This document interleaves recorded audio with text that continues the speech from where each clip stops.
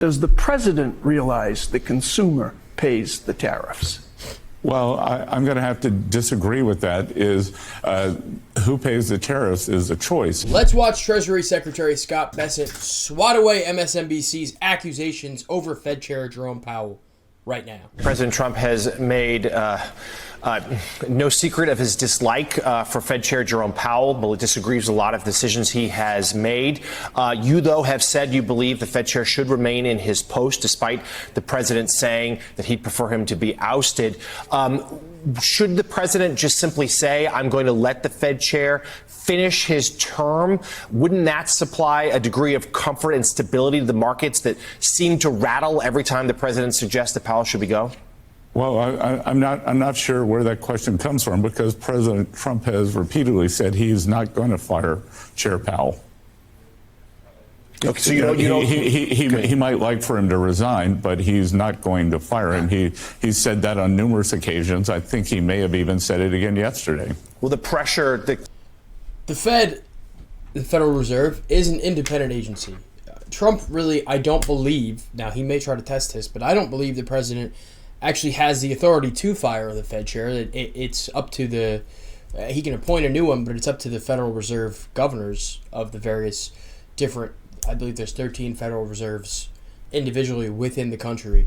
And the Fed is quite a powerful organization, which is why I think you're seeing this pressure campaign from President Trump to kind of, he obviously wants Jay Powell out, and I don't believe has the tools to force him out on his own, so he is mounting this pressure campaign. For MSNBC to be, I mean, it's wild for Morning Joe to be taking the side of the Fed, like the most powerful pseudo-religious financial organization in the world, all because, ooh, Trump bad, but let's keep watching. Then if that's the case, then you think the pressure campaign, which is a fairly incessant pressure campaign from the president on the Fed chair, is that a good thing for the stability of the nation's economy? I think anyone who goes into public service should expect pressure. I get pressure from the president, from the Congress, from constituents. I put pressure on myself, so I think everyone's used to that. And Chair Powell's been around a long time.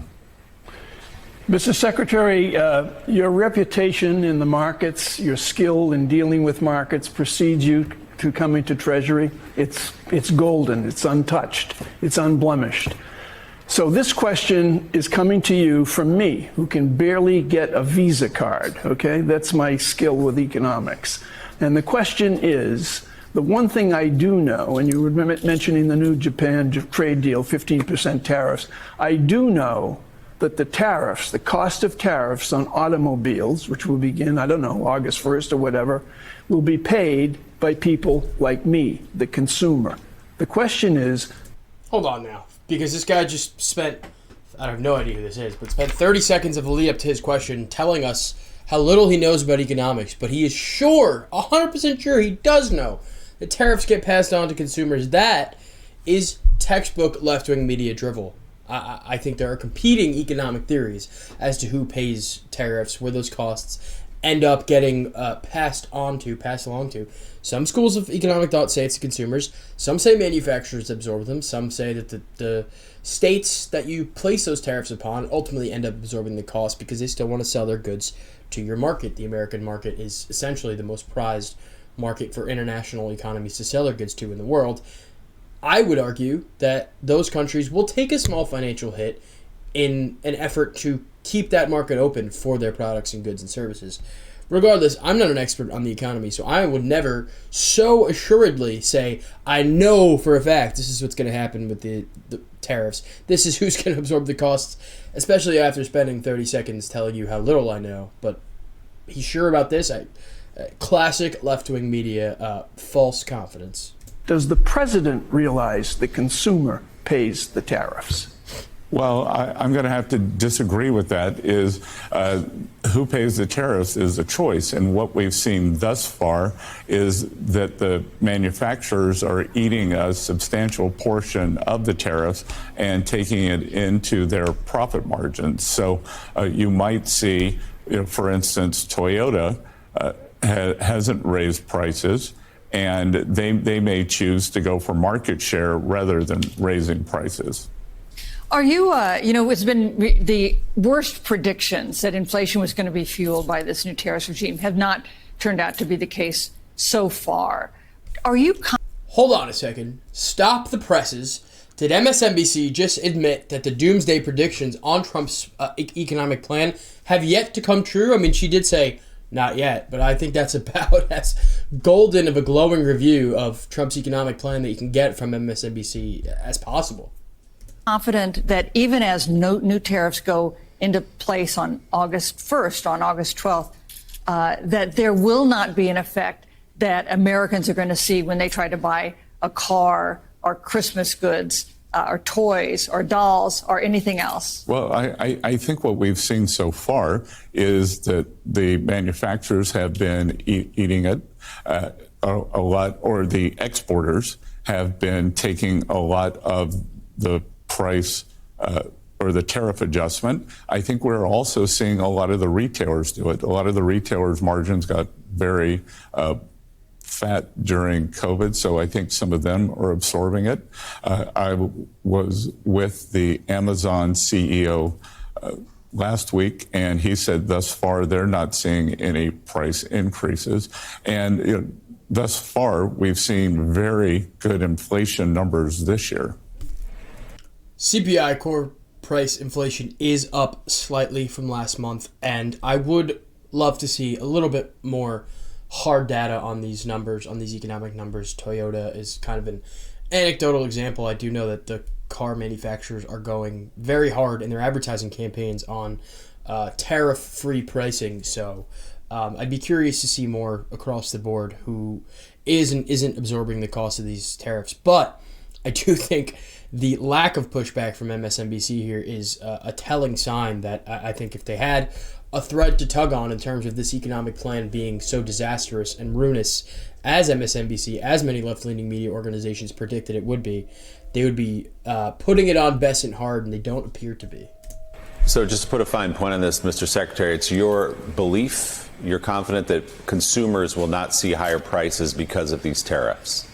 I am confident that the overall inflation numbers are going to remain very benign.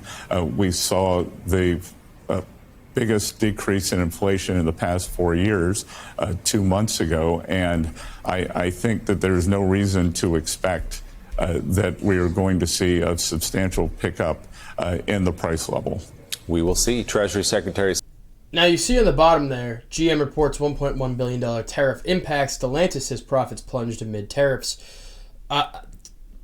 Tariff impact, that's kind of nebulous. $1.1 billion tariff impact. There's almost no information being conveyed there.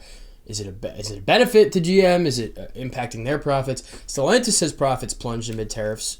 That could be, and again, thank you MSNBC, a news organization offering almost no context to that chyron you provided, but profits plunging could mean that Stellantis is the one absorbing the tariff impact. Because if profits are plunging, that means they're not increasing their prices to compensate. It means they're still trying to sell their goods to consumers at the same price despite feeling the increase in products, goods, services. I think what people have to understand here is tariff strategy, whether you agree with it or not, whether you think it's something we should be pursuing, is a long-term strategy. The idea overall is to bring manufacturing back to America, not just of the cars, but of the components in the cars, the pieces and parts that these car companies are buying from China and Indonesia and Taiwan and the Philippines and Vietnam, to bring manufacturing back to America, to revitalize the decrepit and dying, really dead Rust Belt. All these states, if you've ever driven through, not even rural, but like suburban Ohio, Michigan, Pennsylvania, even New York, not too far from where I live in New Jersey, like lower western New York, upstate New York, these towns were once manufacturing hubs. They're decimated because all our industry has gone abroad, offshore. And so long term, short term, I think the hope is that the companies that are absorbing these dings in profit margin, they're going to be able to see that come back when they're able to invest in American infrastructure, when they're able to have a supply chain. God forbid another COVID happens, their supply chain can be right here in the good old US of A, and they don't have to see China upmarking their products, goods, services 50, 60, 70, 80%. That is the hope. That is the plan. And I think, based on the very moderate pushback we're seeing from MSNBC, that it seems to be going well. I'm actually quite surprised that that segment was not more explosive and not more like, you tell Trump to not say anything bad about Jerome Powell ever. They were kind of muted in their criticism, and I don't know if that's out of a deference of respect to Scott Bessent, who's obviously a longtime industry player in the economics game. But I'd be curious to hear what you folks think. What do you think about tariffs? Are you pro? Are you against? There are conservatives.